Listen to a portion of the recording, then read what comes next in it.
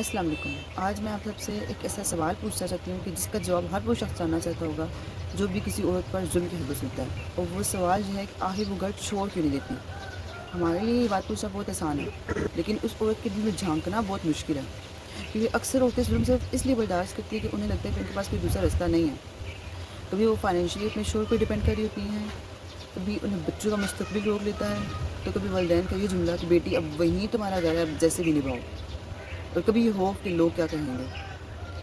اس طرح کے خوف عورت کے پاؤں کی زنجیر بن جاتے ہیں۔ میں یہاں والدین کو ایک بات کہنا چاہوں گی کہ آپ کی بیٹی جب بھی ظلم و ستم کا شکار ہو تو اسے کبھی بھی مت کہیں کہ بیٹی صبر کرو، سب ٹھیک ہو جائے گا۔ سب سے پہلے آپ اس کی بات سنیں، سمجھیں اور اسے یہ احساس دلائیں کہ وہ اکیلی نہیں ہے، کیونکہ آپ کی ایک زندہ عزت سے زندگی گزارنے والی طلاق یافتہ بیٹی اس بیٹی سے کہیں بہتر ہے جو خاموشی سے ظلم برداشت کرتی کرتی موت کے قریب پہنچ جائے۔ طلاق کو اسلام میں پسندیدہ عمل نہیں سمجھا گیا، لیکن جب آپ کی شادی شدہ زندگی صرف ظلم اور مسلسل اذیت کا سبب بنے تو اسلام انسان کی عزت اور وقار کی حفاظت کو مقدم مانتا ہے۔ اللہ تعالیٰ قرآن پاک میں سورۃ بقرہ ورس 195 میں واضح طور پر ارشاد فرماتے ہیں، انہیں آپ کو اپنے ہاتھوں ہلاکت میں مت ڈالو۔ اور اسی طرح سنن ابن ماجہ میں ایک حدیث ہے جس کا مفہوم کچھ جو ہے کہ اسلام کسی پر ظلم کی اجازت دیتا ہے، نہ ظلم سہنے کی تلقین کرتا ہے۔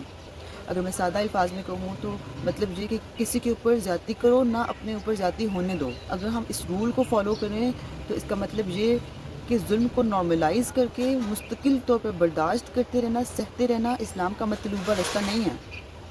اور میں اپنی ہر بہن سے یہ بات کہنا چاہوں گی کہ آپ جب بھی کبھی ظلم و ستم کا شکار ہوں یا زیادتی کا شکار ہوں تو خاموشی سے برداشت کرنے کو اپنی تقدیر ہرگز مت سمجھیں۔